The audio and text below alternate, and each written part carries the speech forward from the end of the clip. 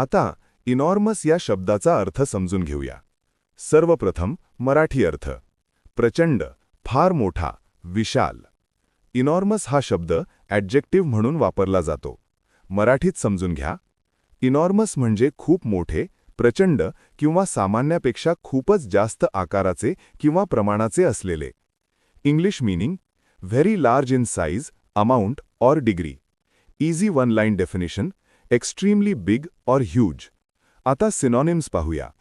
Huge, giant, massive, immense. हे शब्द खूप मोठा आकार किंवा प्रमाण दर्शवतात. आता अँटोनिम्स पाहूया.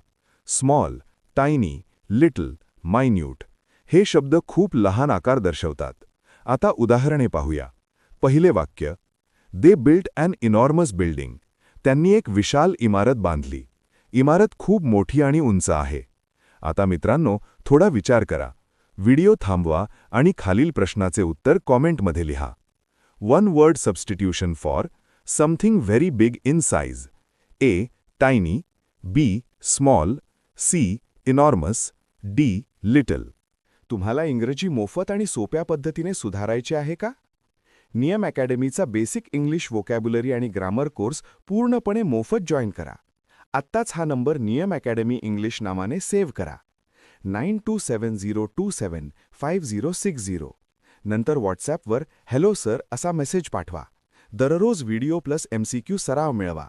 नंबर सेव्ह केल्यावरच लिंक उघडतील.